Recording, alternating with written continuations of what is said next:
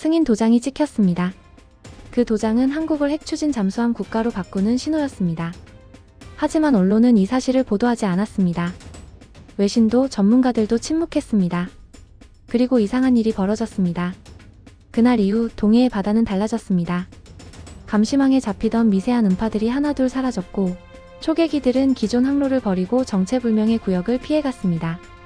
그곳은 마치 누군가의 보이지 않는 손이 지도를 다시 그린 듯 했습니다. 워싱턴의 한 사무실에서는 전자문서 한 줄이 수정되었습니다. 불어라는 단어 대신 추진연료 협의 가능이라는 단어가 들어갔습니다.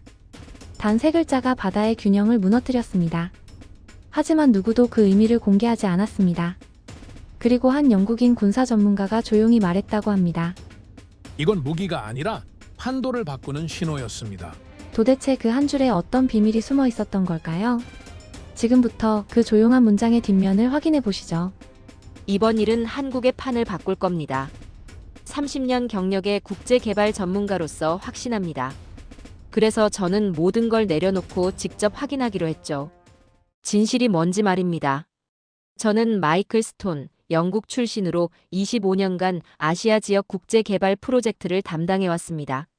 정부 간 협력부터 민간 투자까지 숫자와 문서로 세상의 변화를 읽어내는 게 제 일이었죠. 그런 제가 이상한 신호를 포착한 건 지난 3월 초였습니다. 새벽 5시 동해에서 수집된 소나 데이터를 분석하던 중이었습니다. 평소라면 고래소리, 상선 엔진음, 어선들의 잡음이 섞여 나오는 게 정상이죠. 그런데 특정 구간에서 17분간 완벽한 침묵이 기록됐습니다. 자연스러운 정적이 아니었어요. 뭔가 있었는데 소리를 내지 않았던 겁니다.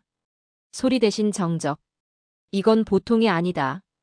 그 생각이 머릿속을 떠나지 않았습니다. 소나 전문가에게 문의해보니 대답이 애매했어요. 장비 오류일 수도 있고 해류 변화일 수도 있다는 식이었죠. 하지만 저는 30년간 데이터를 봐왔습니다. 이건 자연현상이 아니었어요. 그 다음 주 또 다른 신호가 포착됐습니다. 해상 보험료가 미세하게 변동하기 시작한 거죠. 동북아시아 항로 전체가 아니라 특정 해역만요. 환율도 마찬가지였습니다. 언론은 전혀 보도하지 않는데 금융시장만 먼저 반응하고 있었어요. 언론은 잠잠한데 돈이 움직였다. 이건 뭔가 알 사람만 아는 정보가 있다는 뜻입니다. 저는 즉시 관련 문서들을 뒤지기 시작했죠. 공개된 회의록, 정책 보고서, 예산 자료까지 샅샅이 훑었습니다. 그러던 중 발견한 게 바로 그 메모였습니다. 국방 관련 비공개 회의 자료 347페이지, 각주 15번에서 추진 연료라는 표현이 원자력 추진 연료로 수정된 흔적을 찾아낸 거죠. 한 줄이 바뀌면 세상이 바뀐다는 걸 그때 깨달았습니다. 더 충격적인 건 국제감시기구 문서였습니다. 평소라면 그냥 넘어갔을 각주 하나에 감시 전제 승인됨이라는 문구가 있었어요. 감시가 붙었다는 건 시작됐다는 뜻입니다. 그리고 그 대상 지역이 바로 한반도 주변 해역이었죠. 퍼즐이 맞춰지기 시작했습니다. 소나 기록의 침묵, 보험료 변동, 메모의 수정, 감시 승인. 모든 게 하나의 그림을 그리고 있었어요. 한국이 뭔가 큰 걸 준비하고 있고 그게 바다와 관련이 있다는 거였습니다. 저는 그날 밤 결심했습니다. 25년간 쌓아온 네트워크와 경험을 총동원해서 이 수수께끼를 풀어보겠다고요. 단순한 호기심이 아니었습니다. 이 변화가 동북아시아 전체의 균형을 바꿀 수도 있다는 직감이 있었거든요. 나는 의심을 들고 한국으로 향했다. 그 의심은 곧 확신이 될 것이고 확신은 세상에 알려져야 할 진실이 될 거라고 믿으면서 말입니다. 항공료를 끊으며 마지막으로 확인한 건 출입국 기록이었습니다. 최근 몇 달간 한국을 방문한 해양 전문가들의 수가 평소보다 30% 늘어났더군요. 우연의 일치치고는 너무 명확한 패턴이었습니다. 인천공항에 도착한 첫날, 저는 한국 잠수함의 기본 원리부터 다시 공부했습니다. 왜 핵추진이면 게임이 끝나는지 이해하려면 먼저 기존 방식의 한계를 알아야 했거든요. 디젤 잠수함의 가장 큰 약점은 산소와 배터리입니다. 수중에서 디젤 엔진을 돌리려면 산소가 필요하죠. 그래서 일정 시간마다 수면으로 올라와 스노클을 통해 공기를 빨아들여야 합니다. 배터리로만 항해할 때도 마찬가지예요. 전력이 떨어지면 결국 충전을 위해 수면 근처로 올라와야 하죠.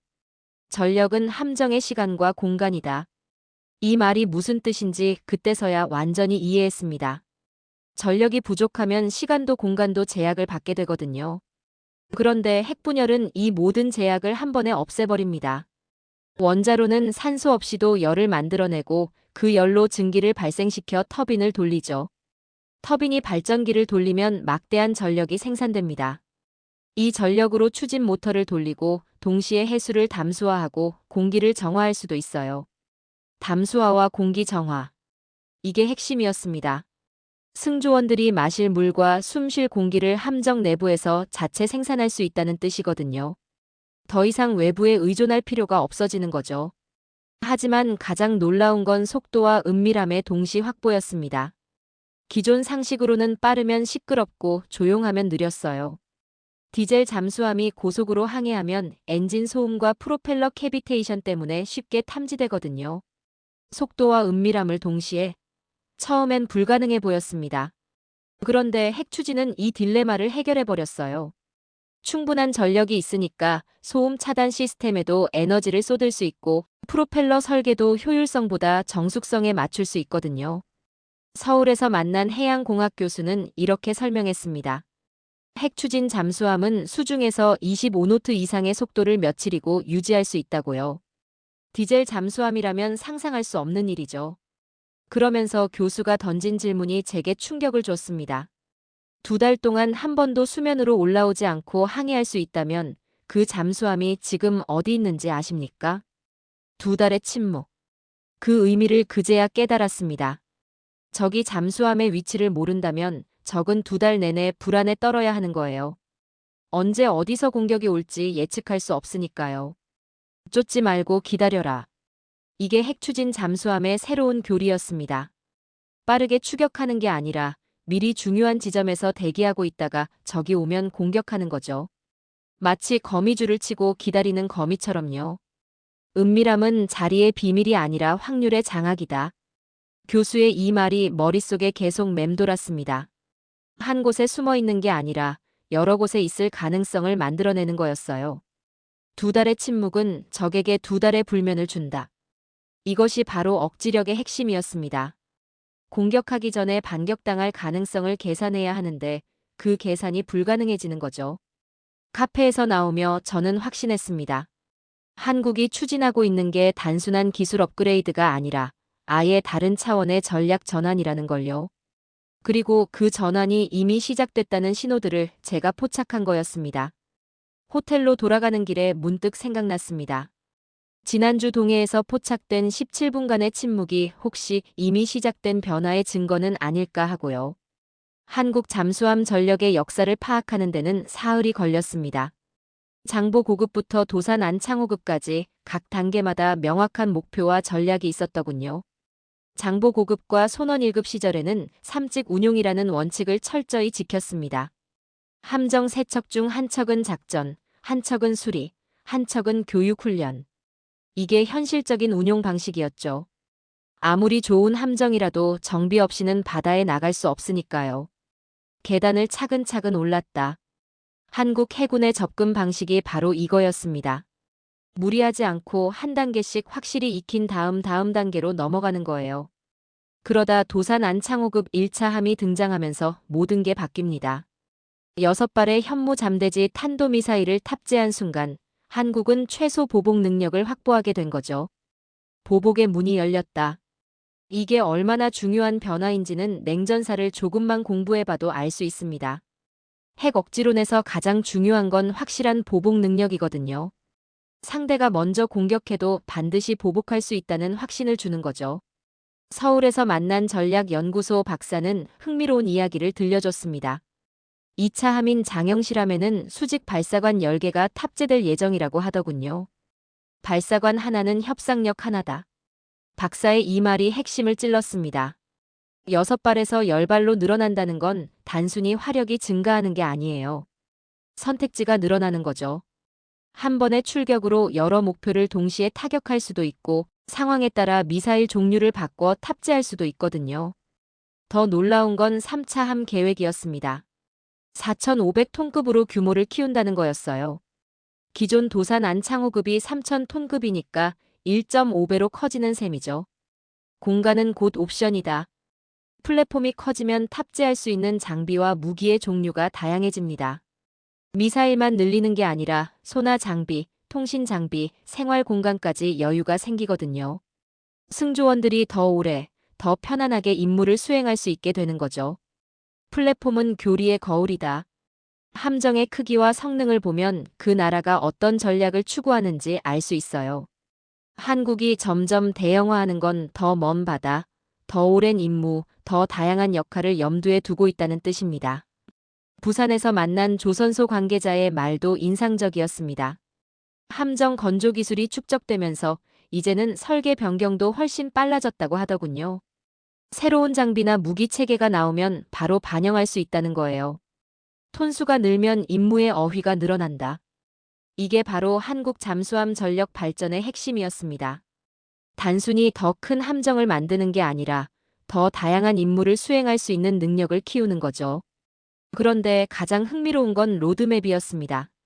구형 함정들을 단계적으로 정리하면서 핵추진 중심 체계로 전환한다는 계획이더군요. 이게 단순한 교체가 아니라 완전히 다른 차원의 전력 구조로 바뀌는 거였어요. 선택지가 많아질수록 싸움은 멀어진다. 이 원리를 한국이 정확히 이해하고 있다는 게 느껴졌습니다. 많은 옵션을 가진 상대와는 함부로 싸우고 싶지 않거든요. 어떤 방식으로 반격이 올지 예측하기 어려우니까요. 호텔로 돌아가며 정리한 결론은 이거였습니다. 한국은 잠수함 전력을 통해 단순한 방어가 아니라 전략적 모호성을 만들어가고 있다는 거죠. 정확히 뭘 가지고 있는지, 어떤 능력이 있는지 상대가 확실히 알 수 없게 만드는 거예요. 핵심의 힘을 모은다. 이게 바로 한국식 접근법이었습니다. 한국의 핵연료 농축과 재처리 문제를 파악하는 건 생각보다 복잡했습니다. 법적 경계와 기술적 현실, 그리고 정치적 고려사항이 모두 얽혀 있었거든요. 먼저 농축 우라늄의 농도부터 이해해야 했습니다. 원자력 발전소에서 쓰는 연료는 보통 3-5% 농축이에요. 연구용 원자로는 20%까지 허용되죠. 그런데 핵무기 제조에는 90% 이상이 필요합니다. 잠수함용 원자로는 어떨까요? 대부분 20% 이하의 저농축 우라늄을 씁니다. 고농축을 쓰면 성능은 좋아지지만 국제법 위반 소지가 있거든요. 감시는 굴레가 아니라 신용장이다. 서울에서 만난 원자력 전문가의 이 말이 핵심을 찔렀습니다. 국제원자력기구 IAEA의 감시를 받는다는 건 투명하게 운영한다는 증거이기도 하거든요. 한국은 이미 완벽한 감시 체계 하에 있습니다. 모든 핵물질의 입고, 출고, 재고가 실시간으로 기록되죠. 심지어 농축시설에는 24시간 카메라가 돌아가고 핵물질에는 특수봉인이 붙어 있어서 건드리면 바로 알 수 있어요. 속일 필요가 없는 억지, 그게 제일 강하다. 이게 바로 한국의 전략이었습니다. 숨기거나 속이려 하지 않고 규범 안에서 최대한의 능력을 확보하는 거죠. 그런데 여기서 민감한 문제가 나옵니다. 바로 일본과의 비교예요. 일본은 이미 사용 후 핵연료 재처리 권한을 가지고 있거든요. 재처리하면 플루토늄이 나오는데 이걸로도 핵무기를 만들 수 있어요. 왜 우리는 안 되고 그들은 되나? 이런 감정이 한국 내에서 꽤 강했습니다. 같은 NPT 비핵 확산 조약 가입국인데 차별받는다는 느낌이 드는 거죠. 하지만 전문가들은 다른 관점을 제시했습니다. 정치는 타이밍의 기술이라는 거예요. 일본이 재처리 권한을 얻은 건 1980년대인데 당시와 지금은 국제 정세가 완전히 다르거든요. 오히려 지금은 투명성이 더 중요한 시대입니다. 숨기면서 하는 것보다 공개적으로 하는 게 더 강한 억지력을 만들어낼 수 있어요. 국제법 전문가와의 인터뷰에서 흥미로운 사실을 알게 됐습니다. 한국이 원한다면 언제든 재처리 권한을 요구할 수 있다는 거예요. NPT 조약 4조에 명시된 평화적 핵 이용 권리에 근거해서 말이죠. 허용된 권한은 선택지다. 지금 당장 쓰지 않더라도 카드를 가지고 있다는 게 중요해요. 필요할 때 언제든 꺼낼 수 있는 옵션이 있다는 거죠. 법의 선을 지키면 오히려 더 멀리 간다. 이게 한국이 선택한 길이었습니다.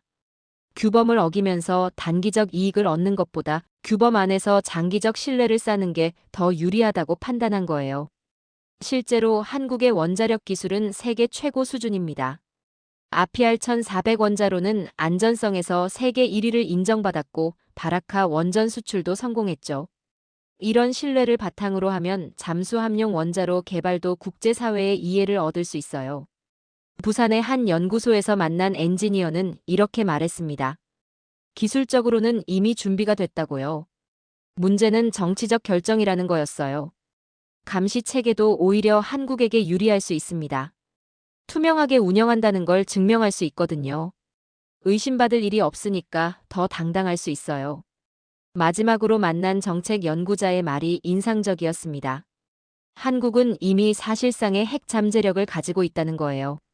언제든 핵무기를 만들 수 있는 기술과 시설을 보유하고 있지만 그걸 무기가 아닌 평화적 용도로만 쓰겠다고 선언한 거죠. 규범은 우리 편이다. 이게 제가 내린 결론이었습니다. 한국은 국제법의 테두리 안에서 최대한의 전략적 자율성을 확보해가고 있는 거예요. 한국 잠수함 기술의 진짜 실력을 파악하려면 숫자를 봐야 합니다. 화려한 스펙보다 작은 수치들의 변화가 진짜 혁신을 말해주거든요. 먼저 소음 감소 데이터부터 살펴봤습니다. 장보고급 초기 모델과 최신 도산 안창호급의 소음 수준을 비교해보니 놀라운 차이가 있더군요. 단순히 엔진을 조용하게 만든 게 아니라 함정 전체가 하나의 소음 차단 시스템으로 설계됐어요. 조용함은 기술의 총합이다. 이 말의 의미를 제대로 이해하게 됐습니다. 프로펠러 설계, 선체 형상, 진동 차단 장치, 심지어 승조원들의 움직임까지 모든 요소가 소음 감소에 기여하는 거였어요. 특히 인상적이었던 건 고무 코팅 기술이었습니다. 함정 외부를 특수 고무로 덮어서 음파 반사를 최소화하는 거죠. 이게 단순해 보이지만 실제로는 엄청난 기술력이 필요한 작업이에요. 해수 압력과 온도 변화를 견디면서도 음파 흡수 성능을 유지해야 하거든요. 숫자는 거짓말을 안 한다. 소음 데이터를 보니 한국 잠수함의 발전 속도가 얼마나 빨랐는지 알 수 있었어요. 10년 전과 비교해서 소음 수준이 절반 이하로 줄어들었더군요. 다음으로 확인한 건 신뢰성 지표였습니다. 고장간 평균 시간이라고 하는데 이게 함정 운용에서 굉장히 중요한 수치예요. 고장이 나면 정비를 위해 기지로 돌아가야 하거든요. 고장은 추격자를 만든다. 정비 중인 잠수함은 완전히 무력하죠. 적에게 위치가 노출될 위험도 커지고요. 그래서 신뢰성 향상이 곧 생존성 향상으로 이어지는 거예요. 한국 잠수함의 신뢰성 지표는 서구 선진국 수준에 근접했습니다. 특히 주요 장비들의 고장률이 현격히 줄어들었더군요. 이게 단순히 부품 품질만 좋아진 게 아니라 예측 정비 시스템을 도입한 결과였어요. 예측 정비란 고장 나기 전에 미리 부품을 교체하는 거예요. 센서를 통해 장비 상태를 실시간으로 모니터링하다가 이상 신호가 포착되면 바로 조치를 취하는 거죠. 정비가 줄면 위험도 준다. 이 원리를 한국이 정확히 이해하고 있다는 게 느껴졌습니다. 바다에서 고장나면 적에게 들킬 위험이 급격히 높아지거든요. 그런데 가장 놀라운 건 승조원 관련 데이터였습니다. 피로도 측정, 스트레스 지수, 심지어 수면의 질까지 체계적으로 관리하고 있더군요. 사람이 가장 조용해야 한다. 아무리 함정이 조용해도 승조원이 실수하면 소음이 발생할 수 있어요. 물건을 떨어뜨린다거나 문을 세게 닫는다거나 하는 작은 실수들이 치명적일 수 있거든요. 한국 해군은 이 문제를 과학적으로 접근했습니다. 승조원들의 생체 리듬을 분석해서 최적의 근무 스케줄을 만들어냈어요. 언제 가장 집중력이 높은지, 언제 실수할 가능성이 큰지를 데이터로 파악한 거죠. 신뢰성은 은밀함의 어머니. 이 말이 무슨 뜻인지 이제 완전히 이해됐습니다. 모든 시스템이 안정적으로 작동해야 조용한 상태를 유지할 수 있거든요. 탄도미사일 냉발사 시스템의 신뢰도도 인상적이었습니다. 냉발사란 압축 공기로 미사일을 수면 위로 밀어올린 다음 점화하는 방식이에요. 함정 내부에서 로켓 엔진을 점화하지 않으니까 훨씬 안전하죠. 한 번에 나가야 한다. 미사일 발사는 제시도가 어려운 작업이에요. 한 번 실패하면 위치가 노출되고 적의 반격을 받을 위험이 급증하거든요. 그래서 신뢰도가 99% 이상이어야 실전에서 쓸 수 있어요. 마지막으로 확인한 건 금융시장의 반응이었습니다. 관련 업체들의 주가, 국방 예산 배정, 심지어 보험료 변동까지 모든 지표가 같은 방향을 가리키고 있었어요. 돈이 움직였다. 시장은 정치인들보다 빠르게 변화를 감지합니다. 한국 잠수함 기술의 도약이 단순한 군사적 성과가 아니라 경제적 가치도 창출하고 있다는 증거였죠. 조선 업체들의 수주 잔량이 급증했고 소재 업체들의 매출도 크게 늘었습니다. 정밀 가공 기술, 특수 강제, 전자장비까지 연관 산업 전체가 함께 성장하고 있더군요. 숫자가 미소를 만들었다. 이 모든 데이터를 종합해보니 한국이 얼마나 체계적으로 준비해왔는지 알 수 있었어요. 하루아침에 이뤄진 성과가 아니라 수년간 축적된 기술과 경험의 결실이었죠. 작은 기적들이 모여서 큰 변화를 만들어냈습니다. 소음 감소, 신뢰성 향상, 승조원 관리, 미사일 기술, 그리고 산업 생태계까지 모든 퍼즐이 맞춰지고 있었어요. 3월 15일 예상치 못한 상황이 발생했습니다. 동해상에서 한국 잠수함으로 추정되는 열 신호가 포착된 거였어요. 72시간 동안 벌어진 일들은 한국 해군의 진짜 실력을 보여주는 시험 무대가 됐습니다. 열은 진실을 말한다. 아무리 조용한 잠수함이라도 완전히 숨길 수 없는 게 열 신호예요.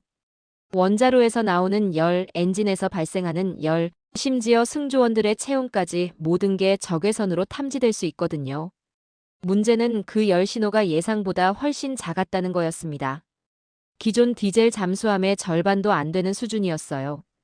이게 기술적 진보를 의미하는 건지 아니면 다른 이유가 있는 건지 파악하기 어려웠죠. 첫 번째 위기는 외국 초계기의 접근이었습니다. 평소보다 낮은 고도로 해당 해역을 수차례 선회하더군요. 명백히 뭔가를 찾고 있다는 신호였어요.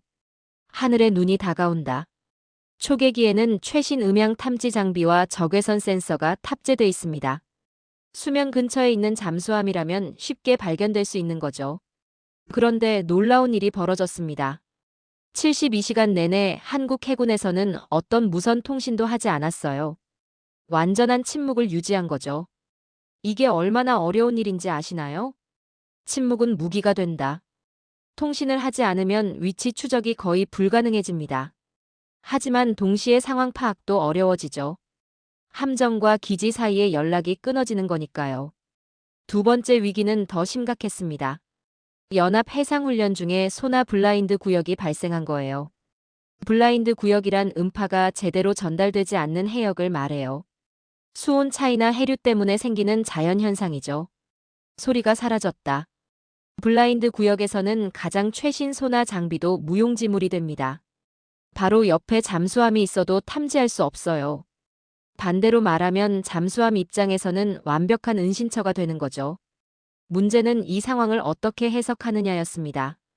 우연의 일치일 수도 있고 의도적인 기동일 수도 있거든요. 블라인드 구역의 위치와 시기를 미리 계산해서 진입했다면 상당한 수준의 해양학 지식이 필요해요. 세 번째 위기는 정치적인 거였습니다. 외부에서 각종 루머가 퍼지기 시작한 거예요. 한국이 핵잠수함 시험을 하고 있다는 둥, 국제법을 위반했다는 둥 온갖 추측이 난무했죠. 정치는 소음을 사랑한다. 정확한 사실보다는 자극적인 이야기가 더 빨리 퍼지거든요. 특히 군사 기밀과 관련된 일이라면 더욱 그래요. 확인할 수 없으니까 상상력이 동원되는 거죠. 하지만 한국의 대응은 달랐습니다. 해명도 하지 않고 반박도 하지 않았어요. 그냥 조용히 기록만 남기고 있었죠. 모든 행동을 문서화하고 모든 절차를 규정에 맞게 진행하면서 말이에요. 우리는 기록으로 말한다. 이게 한국의 전략이었습니다. 말로는 뭐든 할 수 있지만 기록은 거짓말을 하지 않거든요. 나중에 문제가 생겨도 모든 걸 투명하게 공개할 수 있다는 자신감의 표현이었어요. 72시간 동안의 위기 상황에서 드러난 건 한국 해군의 침착함이었습니다. 외부 압박에 흔들리지 않고 원칙대로 행동하는 모습이 인상적이었어요. 위기에서 가장 시끄러운 건 사람의 마음이다. 급하다고 해서 성급하게 행동하면 더 큰 문제를 만들 수 있어요. 한국은 이 점을 정확히 이해하고 있었습니다. 특히 놀라운 건 정보 통제였습니다. 72시간 내내 어떤 내부 정보도 외부로 새어나가지 않았어요. 이게 얼마나 어려운 일인지 아시나요? 수백 명의 관련자가 있는데도 완벽한 보안을 유지한 거거든요. 블라인드는 우리에게도 적에게도 존재한다. 소나 블라인드 구역에서 벌어진 일은 아무도 정확히 알 수 없었어요. 그래서 추측만 무성했죠. 하지만 그 추측들이 오히려 한국의 능력을 과대평가하게 만드는 효과를 낳았습니다. 72시간 후 모든 상황이 정리됐습니다. 외국 초계기는 철수했고 루머들도 사그라들었어요. 한국은 어떤 해명도 하지 않았지만 결과적으로는 의도하지 않은 억지 효과를 얻었죠. 마지막 날 밤, 저는 이런 생각을 했습니다. 진짜 강한 나라는 위기 상황에서 더욱 조용해진다는 거였어요. 떠들어대거나 변명하지 않고 그냥 묵묵히 자신의 길을 가는 거죠. 사실과 시간으로 증명하겠다는 한국의 의지가 명확히 드러난 72시간이었습니다. 4월 중순 상황이 완전히 달라졌습니다. 한국 잠수함이 2개월간의 장기 잠항을 성공적으로 마쳤다는 소식이 전해진 거였어요. 공식 발표는 없었지만 여러 신호들이 그 사실을 말해주고 있었습니다. 끝까지 조용했다. 2개월 동안 단 한 번도 위치가 노출되지 않았다는 건 놀라운 성과였어요. 디젤 잠수함으로는 절대 불가능한 일이거든요. 이제 한국도 진짜 전략 잠수함을 보유했다는 의미였죠. 가장 인상적이었던 건 실사격 시사였습니다. 직접적으로 발표하지는 않았지만 알아들을 사람들은 모두 알 수 있게 만든 거예요. 미사일 시험장 주변 해역의 항행 금지 구역 설정, 관련 업체들의 물량 증가, 그리고 미묘한 정치적 메시지들까지요. 말하지 않아도 그들은 안다. 이게 진짜 전략적 소통이었습니다. 상대방이 스스로 추론하게 만드는 거죠. 직접 위협하지 않으면서도 메시지를 전달하는 고도의 외교술이었어요. 특히 놀라운 건 연합해상훈련에서의 반응이었습니다. 동맹국들의 태도가 눈에 띄게 달라졌어요. 한국 해군에 대한 신뢰도가 급상승한 거죠. 함께일수록 더 멀리 간다.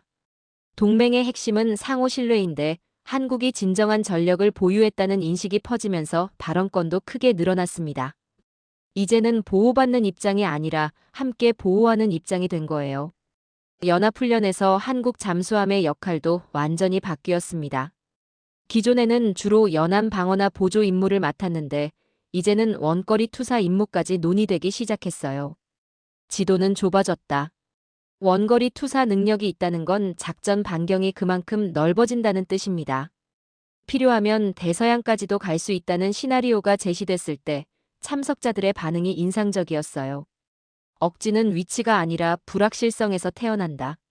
정확히 어디에 있는지 모른다는 게 가장 강한 억지력이에요. 한국 잠수함이 어디든 갈 수 있다는 가능성 자체가 새로운 전략 환경을 만들어낸 거죠. 가장 흥미로운 변화는 경쟁국들의 반응이었습니다. 한국의 능력 향상에 대응해서 자신들의 자산을 재배치하기 시작한 거예요. 함정 배치를 바꾸고 초계 경로를 수정하고 심지어 기지 시설까지 증강했습니다. 움직인 건 우리가 아니라 그들이다. 이게 바로 성공적인 억지의 증거였어요. 한국이 직접 위협하지 않았는데도 상대방이 먼저 반응한 거거든요. 새로운 현실을 인정하고 그에 맞춰 전략을 조정한 거죠. 위성사진 분석 결과 주변국들의 해군 기지에서 활동량이 눈에 띄게 늘어났습니다. 새로운 대잠 장비 도입, 초계기 운용 확대, 그리고 관련 예산 증액까지. 모든 게 한국의 변화에 대한 대응이었어요. 보여주지 않고 이해시켰다. 이게 한국이 선택한 방식이었습니다. 자세한 성능이나 능력을 공개하지 않으면서도 충분한 메시지를 전달한 거죠. 상대방의 상상력을 자극해서 오히려 더 큰 억지 효과를 낸 거예요. 국제 해운업계의 반응도 흥미로웠습니다. 동북아시아 항로의 보험료가 안정화되기 시작한 거예요. 지역 안정성에 대한 신뢰가 높아진 거죠. 한국의 해군력 증강이 오히려 평화에 기여한다는 역설적인 결과였습니다. 먼 바다가 더 이상 멀지 않다. 한국 해군의 작전 반경이 확대되면서 지역 균형도 새롭게 재편되기 시작했어요. 기존에는 상상할 수 없었던 시나리오들이 현실적인 옵션이 된 거죠. 특히 인상적이었던 건 동맹국들과의 정보 공유 수준이 높아진 거였습니다. 기존에는 정보를 받기만 하는 입장이었는데 이제는 제공하는 입장도 된 거예요. 한국만이 수집할 수 있는 독특한 정보들이 있거든요. 7월 말 한 가지 상징적인 사건이 있었습니다. 국제해양안보회의에서 한국 대표가 기조연설을 맡게 된 거였어요. 기존에는 참석만 하던 나라가 이제는 의제를 주도하는 위치에 선 거죠. 연설 내용도 인상적이었습니다. 새로운 기술의 등장이 어떻게 지역 안정에 기여할 수 있는지, 투명성과 신뢰 구축의 중요성은 무엇인지, 한국의 철학이 명확히 드러났어요. 2개월간의 성공적인 자망이 만들어낸 파급 효과는 예상보다 훨씬 컸습니다. 단순히 군사적 성과를 넘어서 외교적, 경제적 영향까지 미치고 있었거든요. 보이지 않는 항해가 보이는 변화를 만들어낸 셈이었습니다. 한국의 변화를 지켜보며 마지막으로 깨달은 건 이게 단순한 무기 개발이 아니라는 거였습니다. 훨씬 더 큰 그림의 일부였어요. 핵이 아니라 선택지를 만들어가는 과정이었죠. 힘은 도구다. 한국이 추구하는 건 힘 자체가 아니라 그 힘으로 만들어낼 수 있는 가능성들이었습니다. 사실상의 핵능력 인프라를 구축했지만 그걸 무기가 아닌 억지의 토대로 활용하고 있었어요. 가장 인상적이었던 건 동맹 틀 속에서의 전략 자율성 확대였습니다. 기존에는 보호받는 입장에서 선택지가 제한적이었는데 이제는 스스로 보호할 능력을 갖추면서 목소리를 낼 수 있게 된 거죠. 규범 안에서 더 멀리 간다. 이게 한국의 일관된 전략이었습니다. 국제법을 어기면서 단기적 이익을 추구하는 게 아니라 규범을 준수하면서 장기적 신뢰를 쌓아가는 거였어요. 결과적으로 이게 더 강력한 억지력을 만들어냈습니다. 원자력 발전소 기술의 파급 효과도 놀라웠습니다. 잠수함용 원자로 개발 과정에서 축적된 기술들이 민간 분야로 확산되고 있었거든요. 소재 기술, 정밀 제어 기술, 안전관리 시스템까지 모든 게 산업 경쟁력 향상으로 이어졌어요. 기술이 나라를 먹여 살린다. 국방 기술과 민간 기술의 경계가 모호해지면서 새로운 일자리들이 창출되고 있었습니다. 고급 인력에 대한 수요도 급증했고 관련 교육 과정도 확대됐어요. 조선업계의 변화는 특히 인상적이었습니다. 잠수함 건조 기술이 일반 선박 제조에도 응용되면서 경쟁력이 크게 향상됐거든요. 정밀도, 내구성, 안전성 모든 면에서 한 단계 높은 수준에 도달한 거였어요. 수출 효과도 무시할 수 없었습니다. 한국의 원자력 기술에 대한 신뢰도가 높아지면서 해외 수주도 늘어났어요. 바라카 원전의 성공에 이어 새로운 프로젝트들이 계속 들어오고 있었습니다.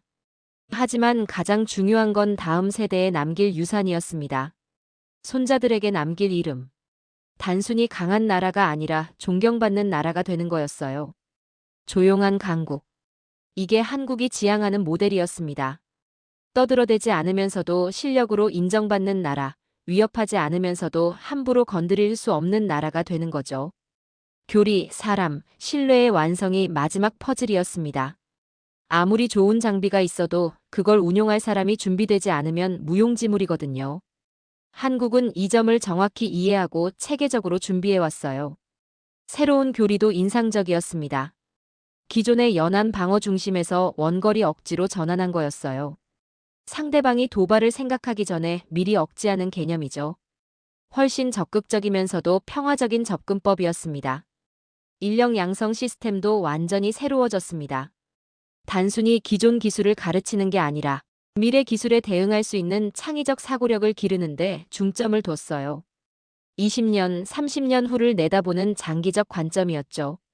강함이란 선택지를 늘리는 기술이다. 이 말의 의미를 이제 완전히 이해하게 됐습니다. 한국이 만들어낸 건 특정한 무기가 아니라 다양한 가능성이었어요. 상황에 따라 여러 옵션 중에서 선택할 수 있는 여유를 확보한 거죠. 자유는 감시 속에서 더 빛난다.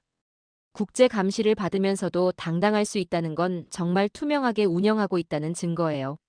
숨길 게 없으니까 더 자신 있게 행동할 수 있는 거죠. 베테랑 승조원들과의 대화에서 가장 인상적이었던 건 자부심이었습니다. 자신들이 하는 일이 단순히 군사적 임무가 아니라 평화를 지키는 일이라는 확신이 있더군요. 이제는 우리가 지켜야 한다. 이 말에 모든 게 담겨 있었습니다. 보호받던 나라에서 보호하는 나라로의 전환, 그리고 그에 따른 책임감의 변화까지 말이에요. 마지막 퍼즐이 맞춰지면서 전체 그림이 선명해졌습니다. 한국은 핵무기를 만든 게 아니라 핵무기를 만들지 않아도 되는 환경을 조성한 거였어요. 그게 훨씬 더 지혜로운 선택이었습니다. 조용한 바다가 우리를 증명한다. 평화로운 바다가 바로 한국이 추구하는 가치의 증거였어요. 힘으로 위협하는 게 아니라 힘으로 평화를 만들어가는 거죠. 30년 경력의 국제개발 전문가로서 확신합니다. 한국의 변화는 단순한 군사력 증강이 아니라 새로운 평화 모델의 제시였어요. 그리고 그 모델이 성공적으로 작동하고 있다는 게 이번 조사를 통해 확인됐습니다.